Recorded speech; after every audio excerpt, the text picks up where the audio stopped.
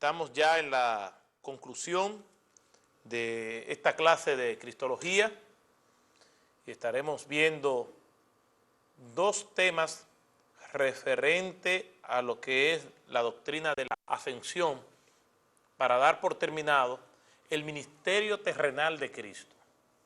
Vamos a estar viendo las implicaciones teológicas de la ascensión y vamos a estar viendo un detalle que aparece en ese último diálogo y encuentro entre Jesús y sus discípulos y las implicaciones que tiene para el día de hoy. Durante estas clases, estas secciones acerca de lo que es la cristología, la hemos venido haciendo no con simples informaciones teológicas, sino también con las aplicaciones prácticas y con las implicaciones que puede tener en nuestros ministerios estos conceptos. Por eso conocemos como doctrina de la ascensión aquellas enseñanzas que revalidan el retorno de nuestro Señor Jesucristo a su morada celestial. ¿Y qué significa esto para nosotros como iglesia del Señor? Bueno, vamos a estar comenzando con algunas afirmaciones acerca de la ascensión. Y vemos principalmente dos afirmaciones.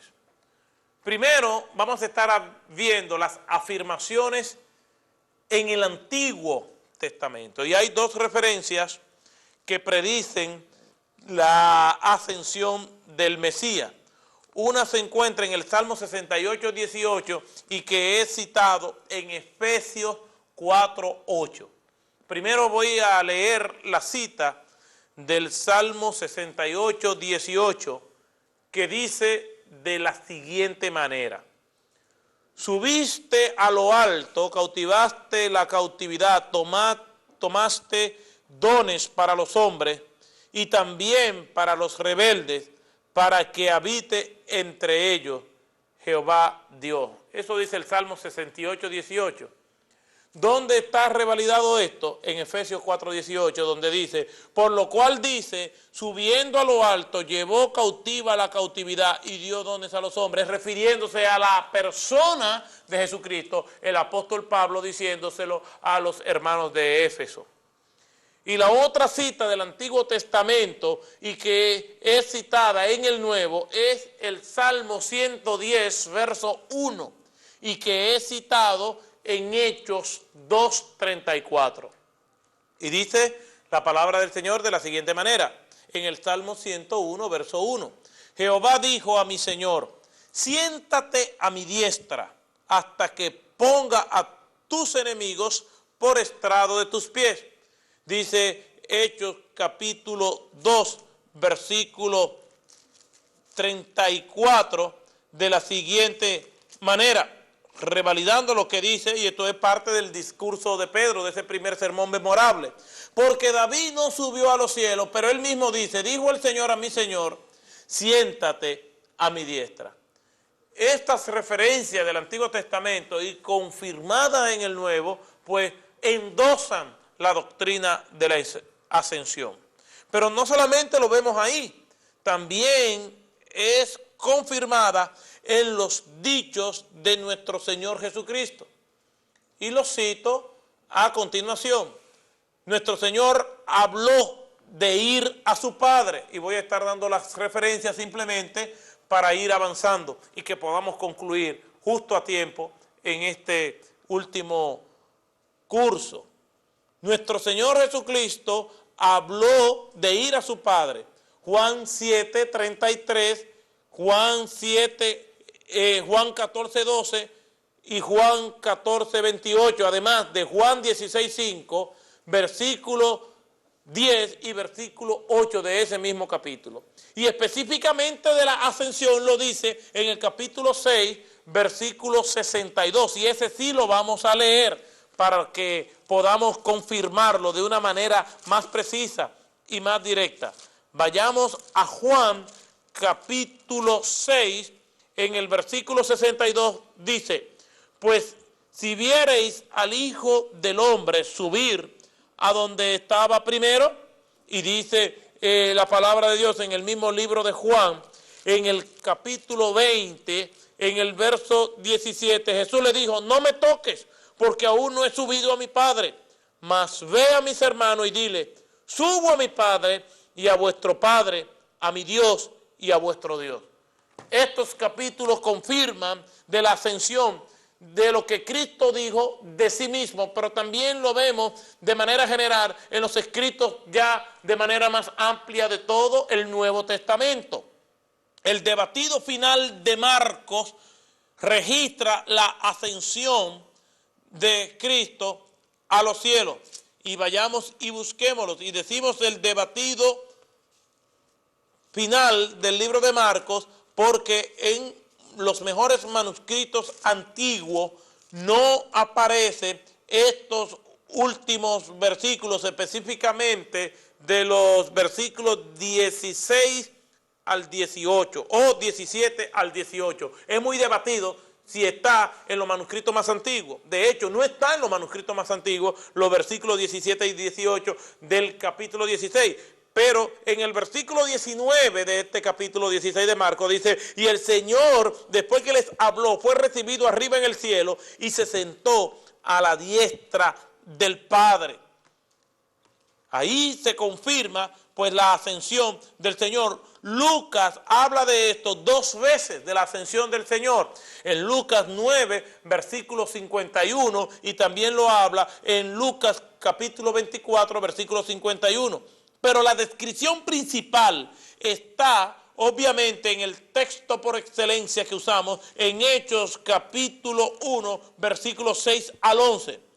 Y hay otros pasajes en el Nuevo Testamento que también hablan de la ascensión de nuestro Señor Jesucristo. Y les voy a citar Efesios capítulo 4, verso 10, primera epístola del apóstol Pablo a Timoteo, capítulo 3, versículo 16, Hebreos capítulo 4, versículo 14, primera epístola del apóstol Pedro, capítulo 3, versículo 22. Y otros que hablan de la presente exaltación de Cristo, la cual presuponen como Colosenses capítulo 3, versículo 1.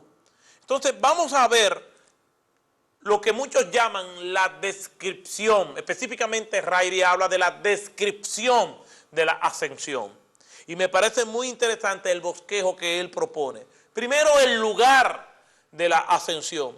Ocurrió hasta Betania, como nos dice Lucas capítulo 24, versículo 50. Es decir, en el lado del monte de los Olivos que mira hacia la ciudad de Betania.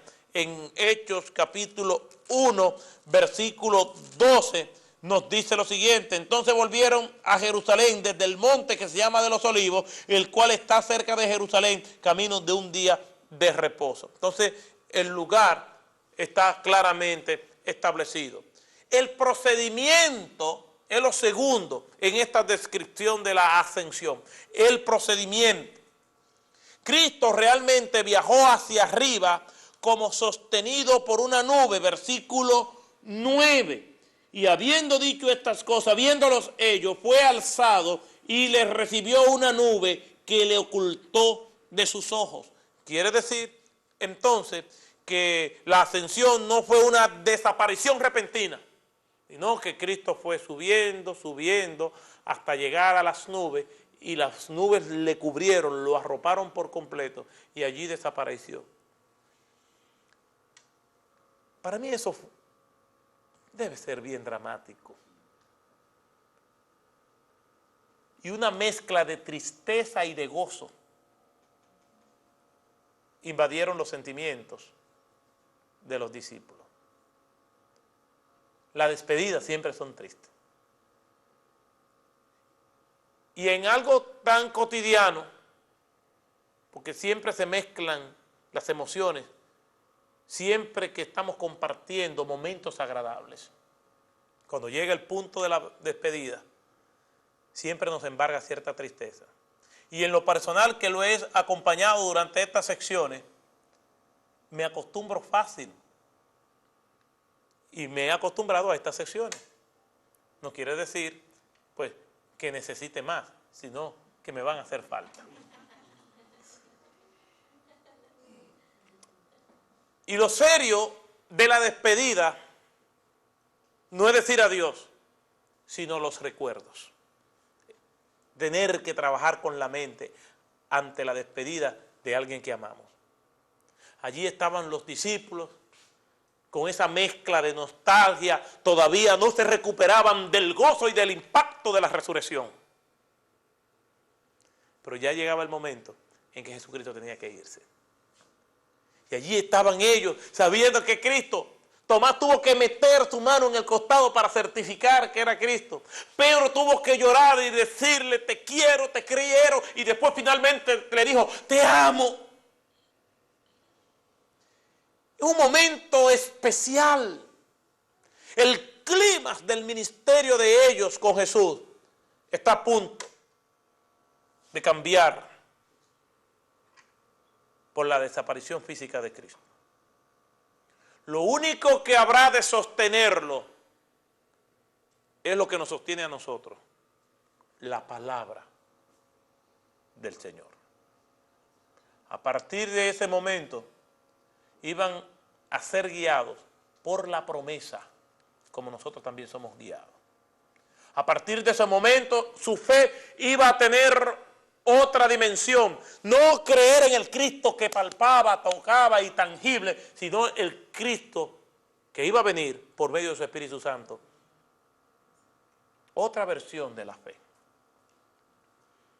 No creamos nosotros que no necesitaron fe para creer en Cristo.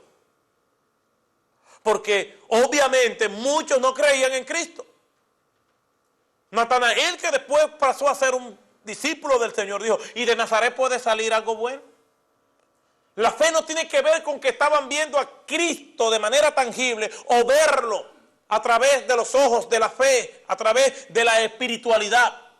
Se refiere fe, porque muchos que lo vieron físicamente no creyeron en Cristo. Iba a ser otra versión de la fe.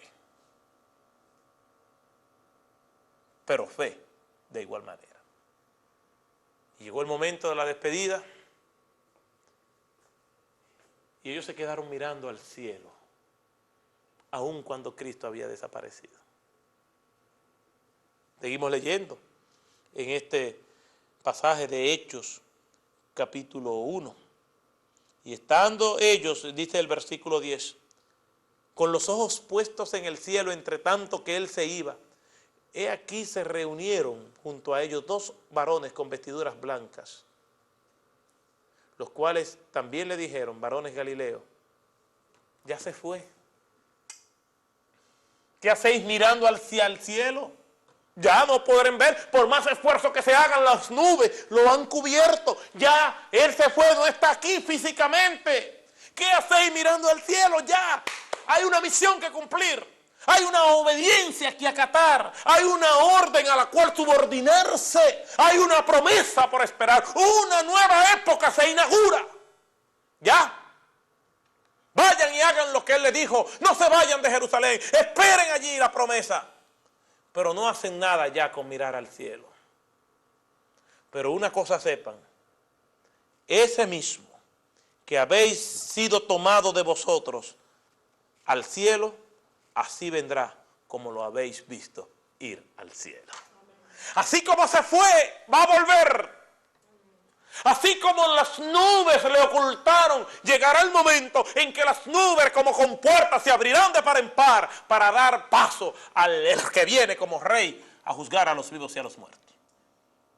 Ese mismo que se fue, no le quepa la menor duda, va a volver. Quiere decir que el procedimiento no fue repentino, sino un movimiento gradual, aunque no por tiempo prolongado.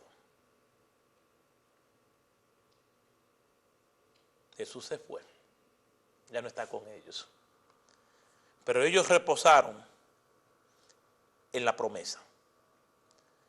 Mientras que los discípulos observaban, los ángeles le dijeron que él iba a volver. Entonces aquí vemos que en la descripción de la ascensión está el lugar, está el procedimiento y está la promesa.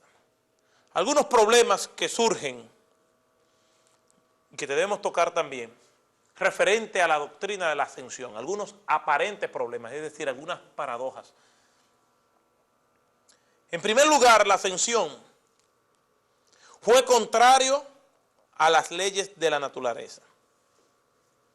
Si lo fue, si es verdad, lo fue, pero el cuerpo resucitado de Cristo y los milagros que él hizo no estaban sujetos a las leyes de la naturaleza. Es verdad, que una persona sea tomada o se eleve y levite y llegue y se oculte en los cielos, eso es contrario a la ley de la naturaleza. Pero ¿cuántas cosas de Cristo fueron en contra de la ley de la naturaleza?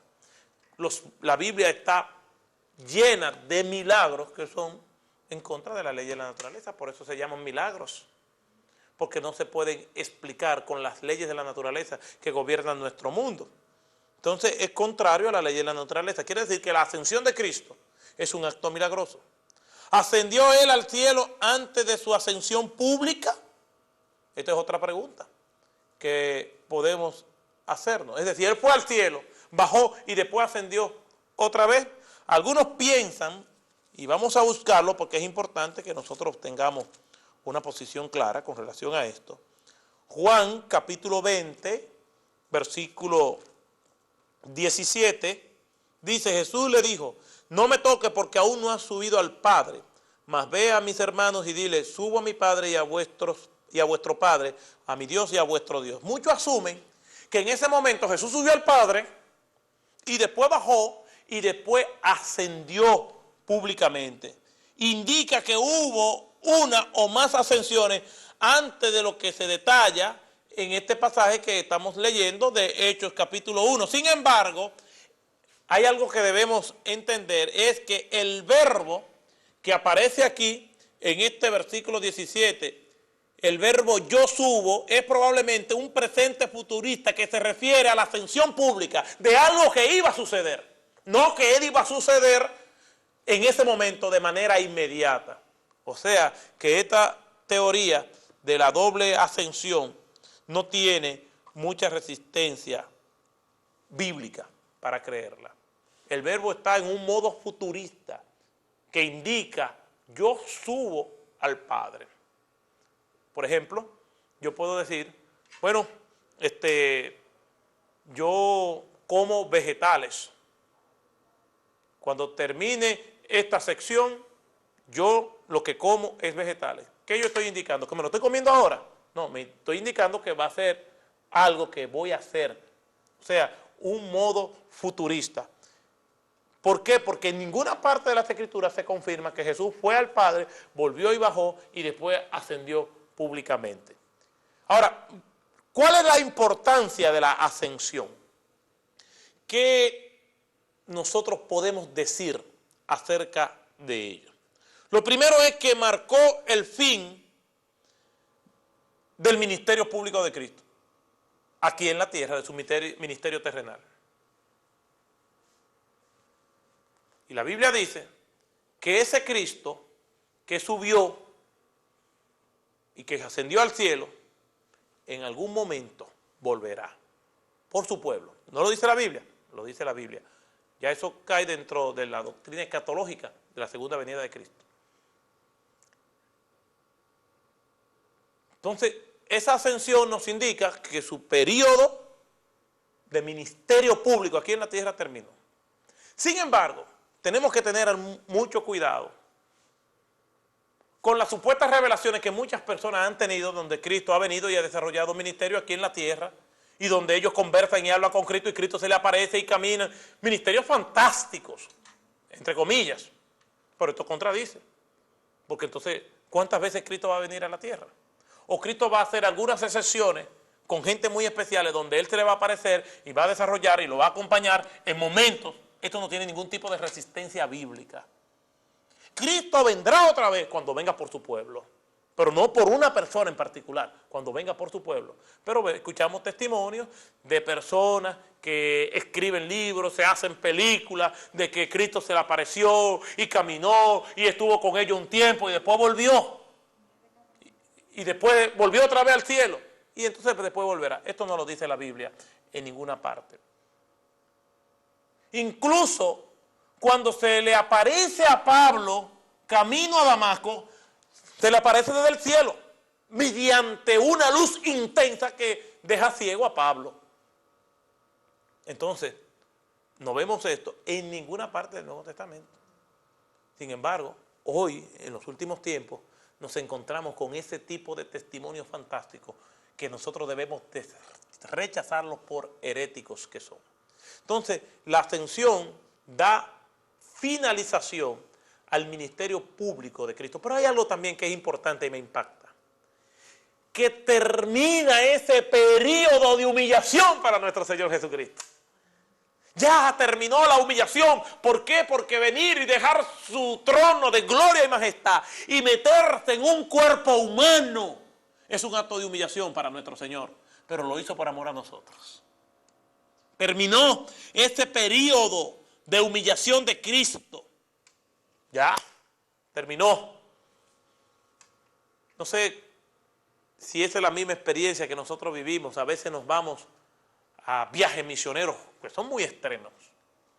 Nos exponemos a condiciones que probablemente no estamos acostumbrados.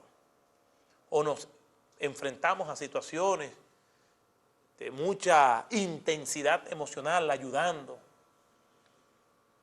Cuando vamos a las cárceles son lugares donde hay mucha intensidad emocional.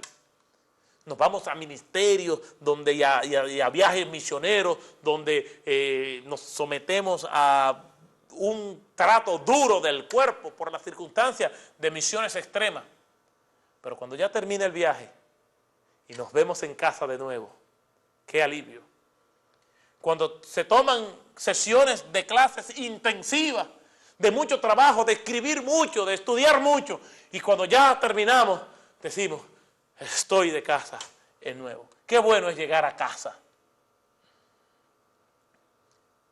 Quiere decir que Jesús terminó su ministerio público aquí en la tierra, terminó su periodo de humillación. Y lo tercero que me enseña la ascensión es que Jesús estaba de vuelta en casa. Estaba de vuelta en su trono. Nunca dejó de ser rey, pero estaba de vuelta en su morada celestial. Qué bueno es estar en casa. Qué bueno es estar allí. Su ascensión implicó que ya dejaba algunas limitaciones. ¿Por qué? Porque ya no iba a estar físicamente, sino bajo la manifestación de su Espíritu Santo.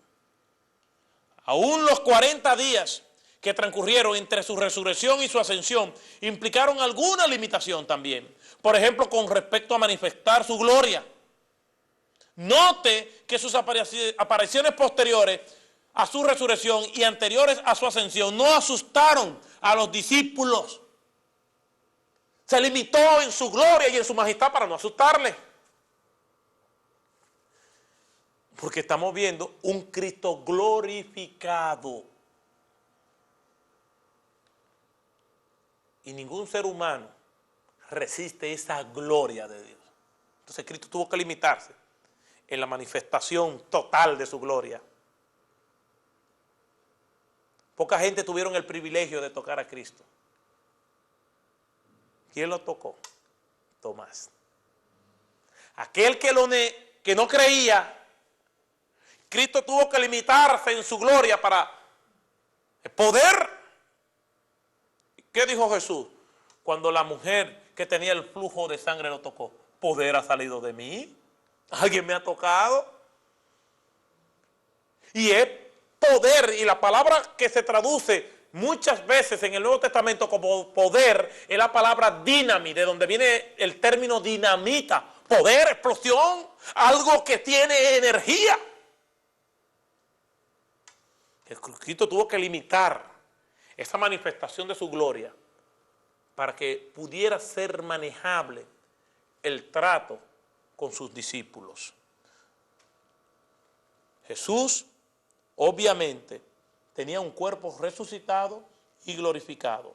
Pero la aparición de Cristo después de la ascensión, descrita en Apocalipsis capítulo 1, debió haber demostrado su gloria más vívidamente, porque el relato que nos da Juan en Apocalipsis capítulo 1, viendo la gloria de Cristo, es totalmente diferente a lo que nosotros estamos viendo aquí con los discípulos. Basta con leer esta introducción del libro de Apocalipsis en el capítulo completo del libro de Juan, donde relata lo que él alcanza a entender acerca de la gloria de Cristo. Y cuando nosotros vemos la gloria del Señor en la visión que tiene el profeta Ezequiel, es algo extraordinario. Y Juan se asemeja a entender esto y lo escribe. Debió haber demostrado entonces Cristo una manifestación de su gloria mayor que la que pudieron ver sus discípulos. Habiendo tomado lugar la ascensión, Cristo entonces estaba listo para comenzar otros ministerios. Entonces podemos hablar de tres manifestaciones ministeriales: un ministerio pasado, un ministerio presente y un ministerio futuro. Antes de su muerte, nuestro Señor prometió, y aquí estamos hablando del ministerio pasado, que no dejaría a los discípulos huérfanos, que no los iba a dejar solos, que le iba a dar otro paracleto, otro consolador, tal como ya lo hemos visto. Juan 14, versículos 16 al 18 y 26, y Juan 15, 26 y Juan 16, 7. Este último versículo en Juan 16, 7, claramente dice que la llegada del Espíritu Santo dependería de que Cristo fuera al Padre primero, para entonces enviar al Consolador. Pedro repitió esto el día de Pentecostés, alegando que fue el Cristo resucitado y ascendido quien envió al Espíritu Santo, y las pruebas adjuntas de ellos presenciaron en aquel día. Hechos 2:23. Pedro mencionó específicamente tanto la resurrección en el versículo 32 como la ascensión en el versículo 34, como condiciones esenciales de que él mandara al Espíritu Santo.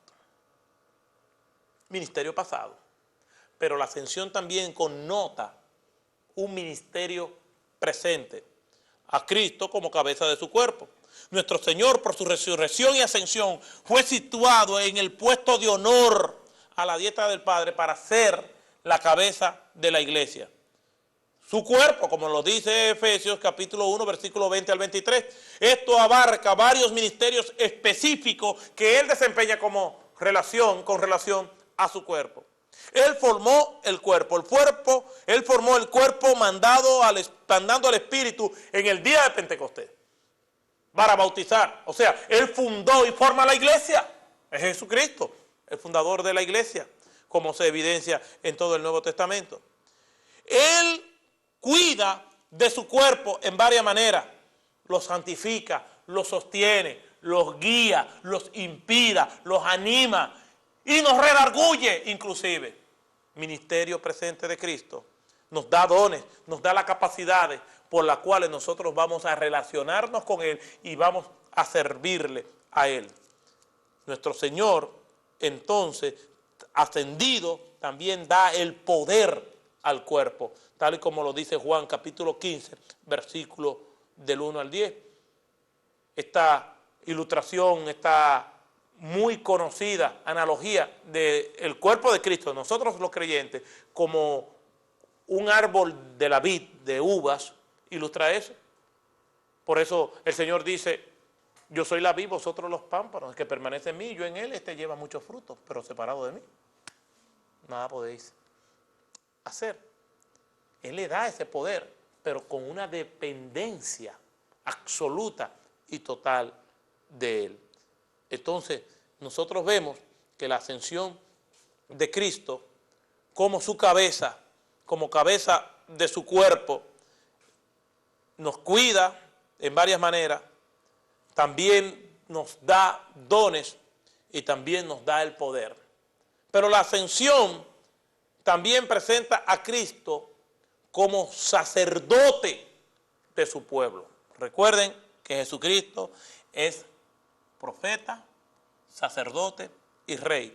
y como sacerdote fiel, nuestro Señor ascendido, se compadece, ayuda y le da gracia a su pueblo. Y este es uno de los textos bíblicos que más me inspiran, me motivan y me alegran.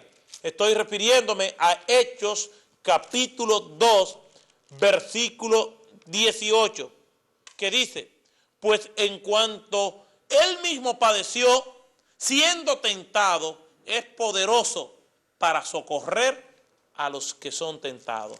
Y Hebreos capítulo 4, versículo 14 al 16, dice de la siguiente manera: por tanto, teniendo un gran sumo sacerdote que traspasó los cielos, Jesús, el Hijo de Dios, retengamos nuestra profesión, porque no tenemos un sumo sacerdote que no pueda compadecerse de nuestras debilidades, sino de uno que fue tentado en todo según nuestra semejanza, pero sin pecado. Acerquémonos pues confiadamente al trono de la gracia para alcanzar gracia y hallar misericordia para el oportuno socorro. ¿Qué esperanza me da eso? Jesucristo, como sacerdote de su pueblo, intercede porque no se entiende. Yo no puedo decirle a una mujer embarazada: yo te entiendo, yo sé lo que es estar embarazada. En primer lugar, porque yo no soy mujer. En segundo lugar, porque es imposible que yo pueda quedar embarazado y no quiero quedar embarazado. No hay manera de que yo pueda decirle: yo te entiendo. Yo puedo decirle: me compadezco, mi esposa estuvo embarazada, yo sé, pero yo no puedo entender a cabalidad todas las dinámicas que se dan en un proceso de embarazo. Yo no puedo. ¿Por qué? Porque mi comprensión es teórica. ¿Estamos entendiendo? No es práctica. Jesús, como sacerdote, intercede por nosotros porque sabe las presiones a las cuales nosotros estamos sujetos. No sabemos de forma exacta qué este ministerio toma en comunicar o mencionar nuestras necesidades, pero aparentemente abarca tanto el aspecto positivo de pedir e interceder para que Dios nos siga guiando y fortaleciendo. Como sumo sacerdote, nuestro Señor también sirve como el precursor que nos asegura que nosotros finalmente tendremos la entrada en el cielo como Él ya la ha tenido. Hebreos capítulo 6, versículos 19 y 20, lo cual tenemos como segura y firme ancla del alma y que penetra hasta dentro del velo, donde Jesús entró por nosotros como precursor, hecho sumo sacerdote, para que siempre, según el orden de Melquisedec, esté allí. Y allí nosotros vamos a tener esta confianza.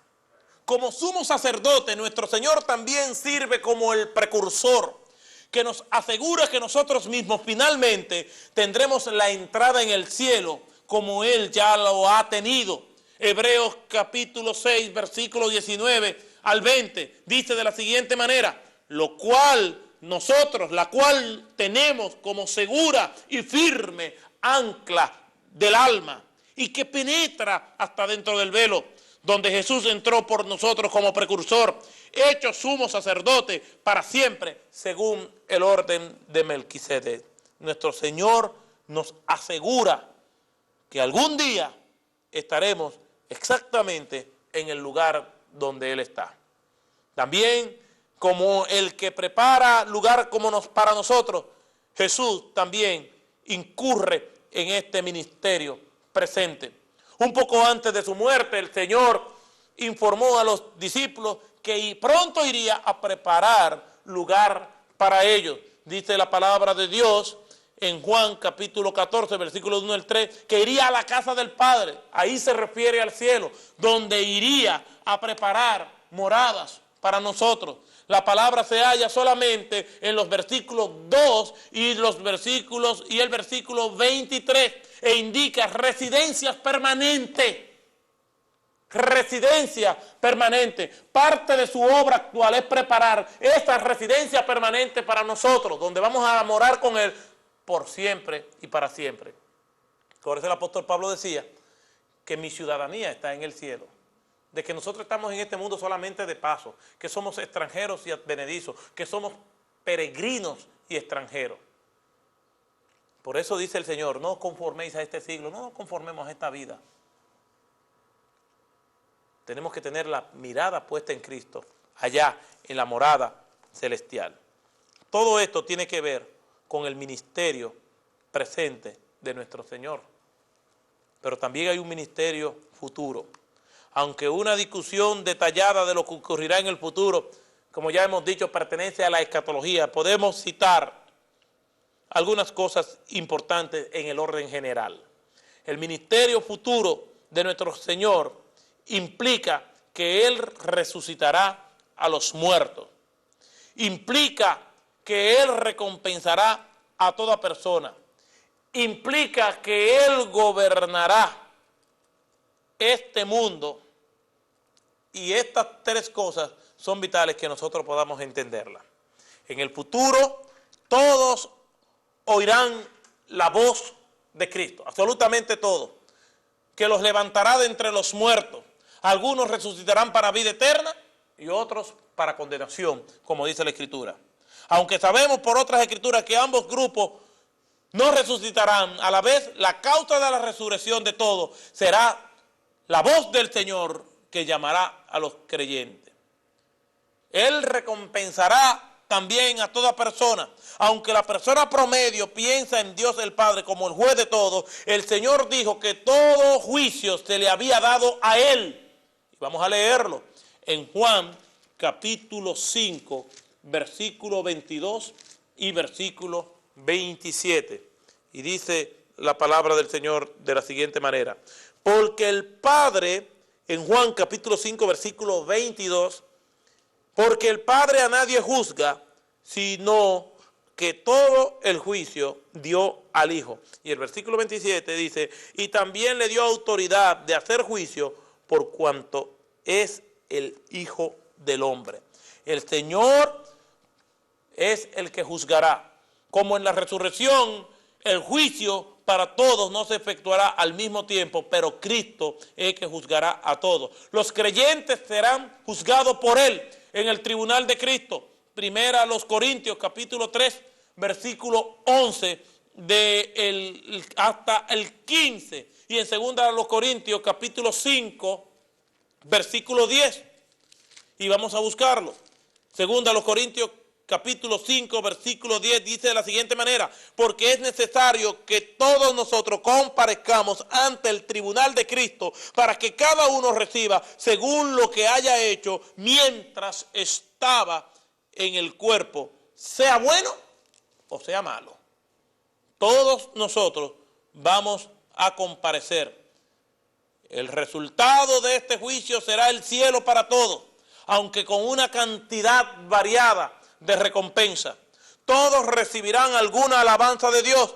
Primera a los Corintios, capítulo 4, versículo 5, dice de la siguiente manera, así que no juzguéis nada antes de tiempo hasta que venga el Señor, el cual aclarará también lo oculto de las tinieblas y manifestará las intenciones de los corazones, y entonces cada uno recibirá su alabanza de Dios. Todos vamos a recibir alabanza, puesto que seremos hijos y somos hijos. Los no creyentes serán juzgados en el gran trono blanco al concluir todo este proceso. Todos serán recompensados según sus obras y echados en el lago de fuego. Ninguno se verá como merecedor del cielo, pero sea cual fuere el tiempo, todos seremos juzgados por el Señor. Y por fin el Señor juzgará y también el Señor gobernará el mundo. Esto podemos decir en grandes rasgos que es la doctrina de la ascensión. Y quiero terminar con algo que me llama la atención de los discípulos. Y por eso les pido que volvamos nuevamente a Hechos, capítulo 1. Y vamos a estar leyendo los versículos 6 al 8. Dos cosas vamos a ver antes de terminar. Primero, vamos a ver cómo se revalida la importancia de la misión evangelística en este pasaje. Y vamos a ver una pregunta nostálgica de los discípulos.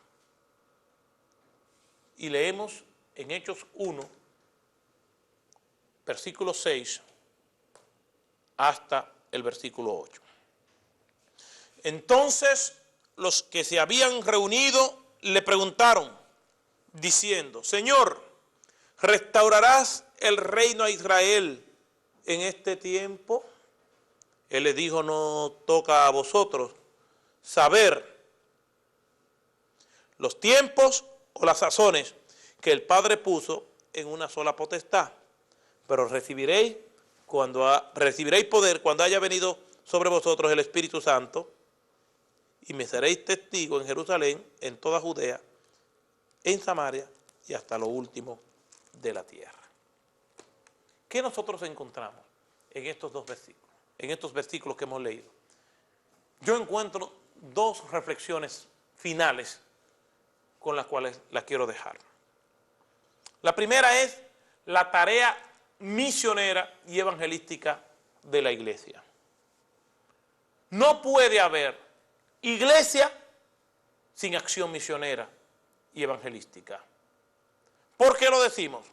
Lo decimos porque el primer mandato de Cristo tiene que ver con la obra evangelística misionera. Vayamos a Marcos capítulo 1, versículo 17.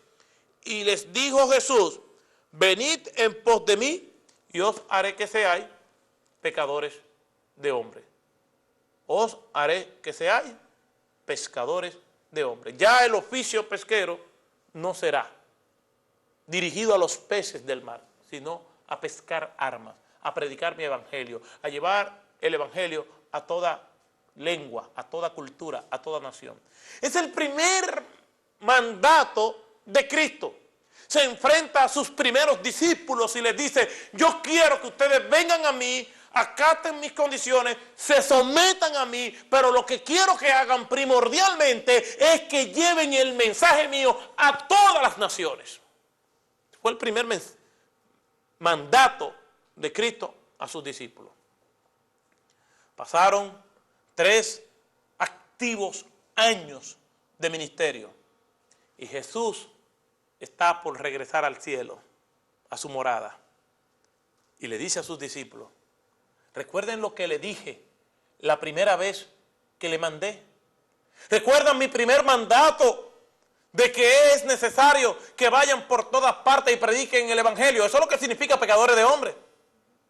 Que prediquen la palabra, que lo hagan a tiempo y afuera de tiempo, que lleven el mensaje mío a todas las naciones.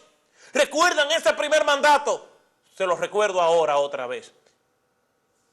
Sean testigos míos, aquí en Jerusalén, en toda Judea, en Samaria, en lo último de la tierra. Ese mandato que le di al principio, se lo doy ahora al final de mi ministerio aquí en la tierra. Se los recuerdo, hagan la obra misionera, prediquen el evangelio. Quiere decir que el ministerio de Cristo tiene una portada que se llama la obra evangelística misionera y tiene una contraportada que es la obra evangelística misionera.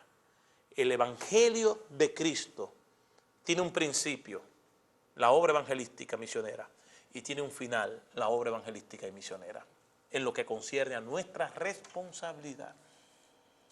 Tristemente, eso no se ha cumplido como Cristo ha querido, como fue su mandato. Las estadísticas revelan datos espeluznantes. El 95% de los miembros de una iglesia local nunca se han ganado a una persona para Cristo. Algo tan importante revela poca importancia en el pueblo de Dios. Los primeros discípulos entendieron la importancia de eso.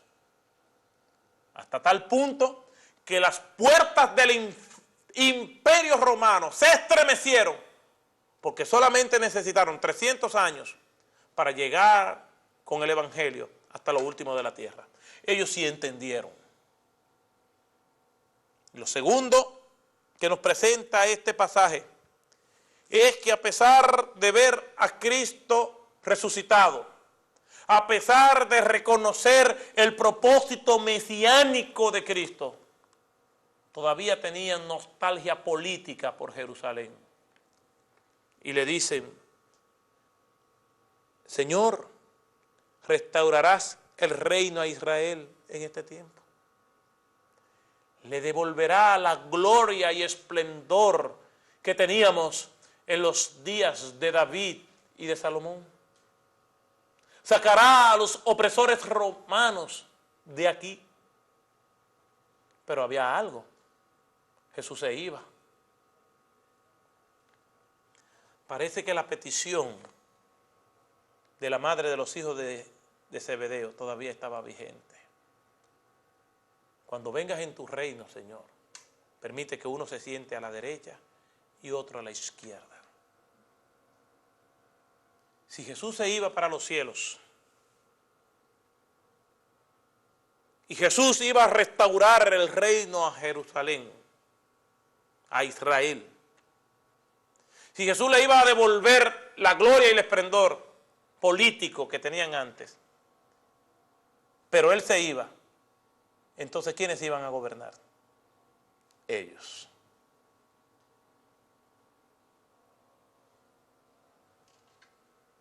La petición de ellos indica que de alguna manera u otra querían poder político y desnaturalizar el llamado que Jesús le hizo. ¿Por qué decimos esto?